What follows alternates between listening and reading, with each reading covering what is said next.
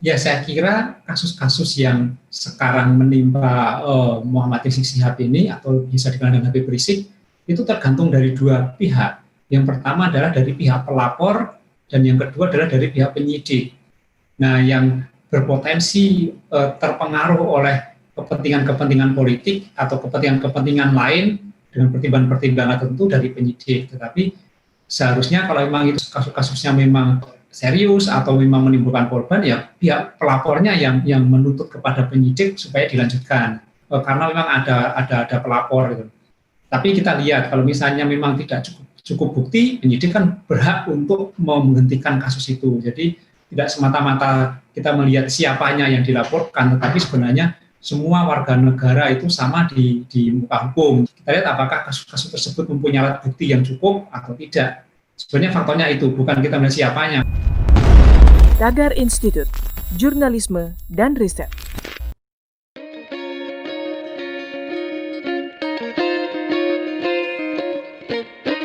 Halo Tagarians, para penonton Tagar TV dan juga pembaca Tagar ID, apa kabarnya? Senang sekali saya, Kori Olivia, bisa kembali menemani Anda di Tagar TV. Hari ini kita mau bahas tentang Imam Besar Front Pembela Islam, Rizik Syihab, yang sudah tiba di Indonesia setelah menetap di Arab Saudi sejak 2017. Banyak pihak mempertanyakan apakah polisi akan melanjutkan sejumlah kasus hukum yang dituduhkan kepada Rizik Syihab. Setidaknya sejak November 2015 sampai awal 2018 ada beberapa kasus yang menyeret pentolan FPI itu, mulai dari kasus penodaan Pancasila sampai kasus pornografi yang ditangani Polda Metro Jaya.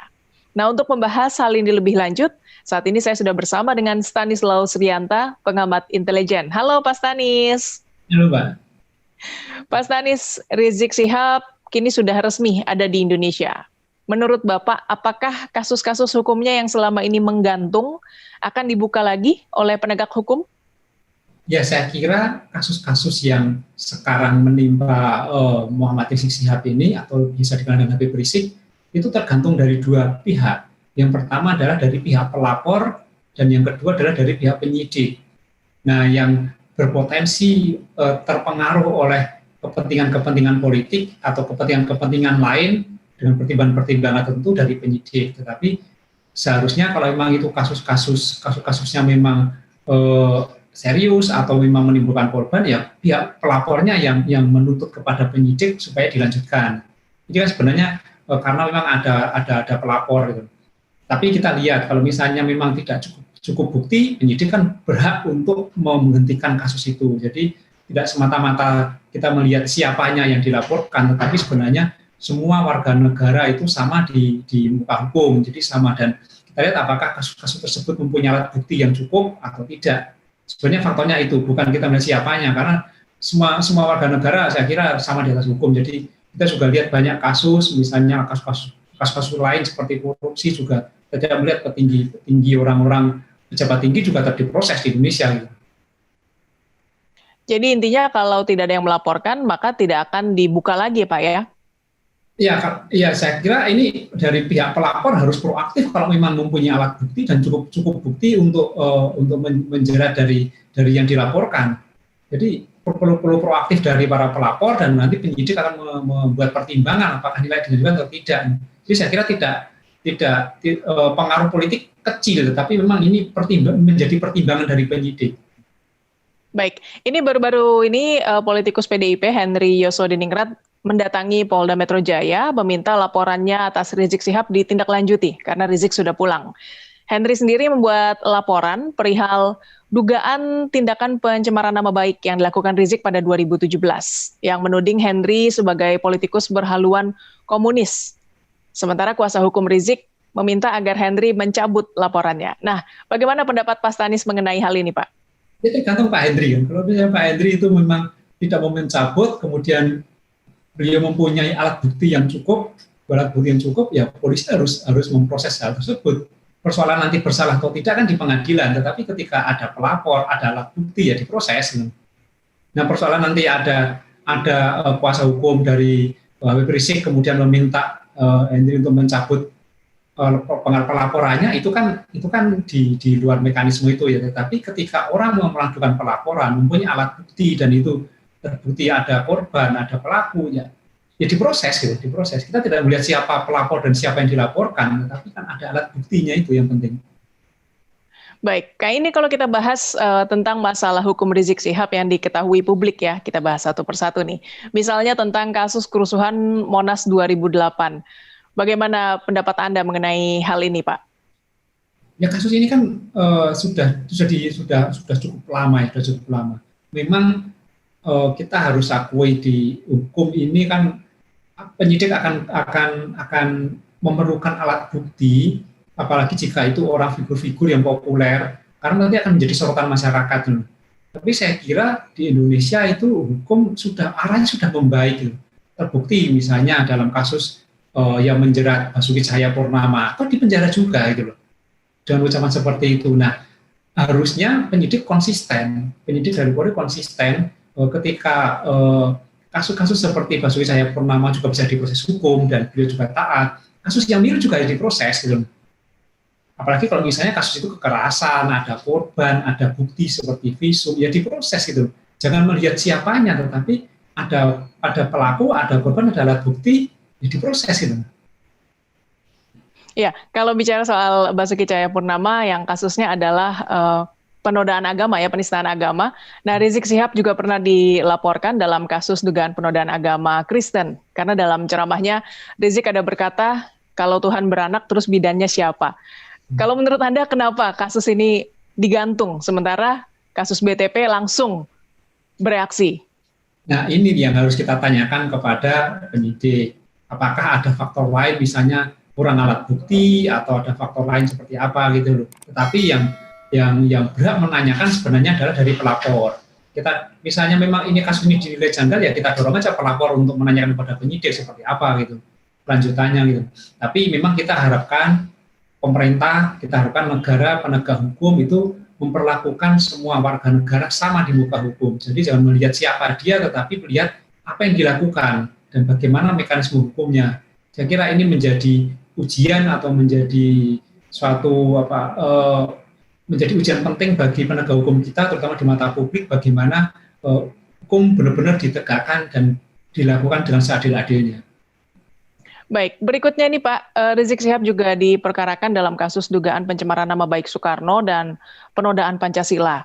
Meskipun polisi sudah menerbitkan SP3 karena tindakan yang dilakukan Rizik bukan merupakan tindak pidana. Tapi kalau menurut Pak Stanis, apakah ini masalah serius, Pak? Ya, kalau sudah berkaitan dengan ideologi sebenarnya serius, tetapi penyidik kan mempunyai tafsir lain, tafsir berbeda, atau mungkin ada ahli yang dimintai pendapat bahwa itu bukan masalah serius atau bukan tindak pidana. Nah, ini kita memang harus melihat bahwa apakah ini hanya aturan yang dilanggar, ada aturan yang dilanggar, undang-undang dilanggar, ataukah hanya etika yang dilanggar. Kalau etika yang dilanggar ya sanksi sosial itu. Tapi kalau aturan yang dilanggar ya hukum. Jadi batasan-batasan seperti ini harus diperjelas, jangan sampai ada ruang-ruang tertentu yang digunakan oleh pihak-pihak lain untuk melakukan tindakan-tindakan seperti ini, akhirnya merugikan dulu. Jadi batasan ini harus jelas. Baik, yang paling ramai dibicarakan nih, Rizik Syihab terlibat kasus dugaan penyebaran konten pornografi.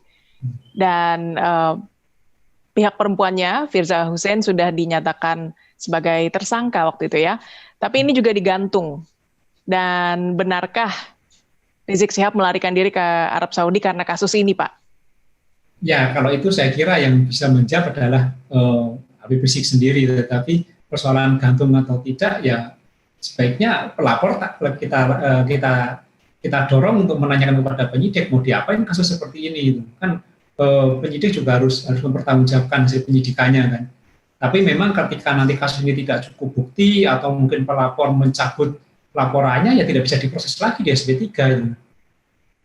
Tapi saya kira kasus ini memang menarik karena dihubung-hubungkan dengan ketika Habib Rizik berangkat ke Arab Saudi. Iya, bagaimana pandangan Anda Pak terhadap kasus Rizik Syihab yang disebut terlibat penyerobotan dan pemilikan tanah negara tanpa hak di Megamendung? Ya, sekali lagi ini harus dibuktikan. Kalau memang ada bukti, ada pelapor dan ada bukti yang cukup kuat, penegak hukum harus memproses ini gitu, harus memproses ini. Tetapi juga sebaliknya, ketika tidak ada bukti, ya jangan dipaksa-paksain untuk diproses gitu.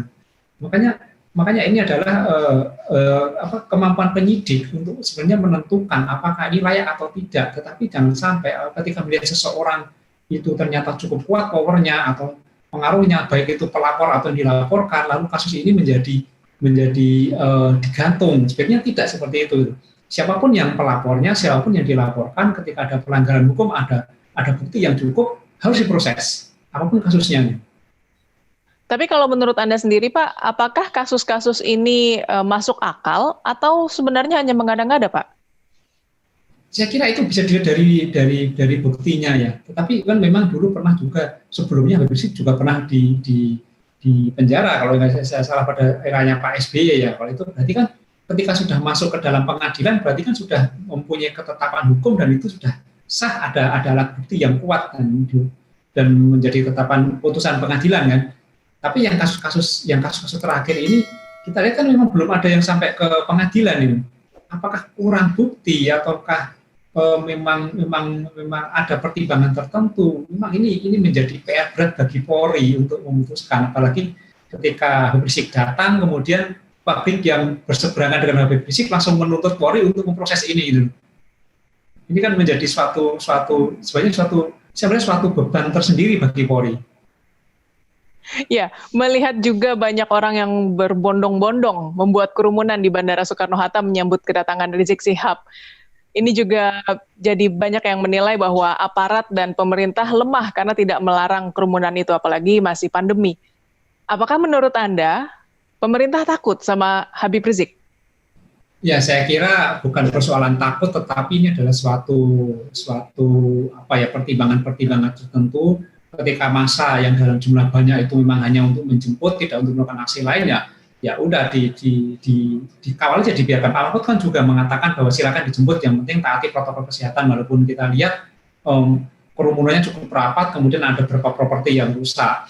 Yang kita sayangkan hanya itu. Tapi saya kira pemerintah bukan pada posisi takut atau tidak, tetapi memang pemerintah punya keputusan. Kalau memang itu hanya menjemput dan tidak ada masalah, itu hak warga negara untuk datang ke Indonesia dan menjemput orang yang datang dari luar negeri, itu kan sah-sah saja kan.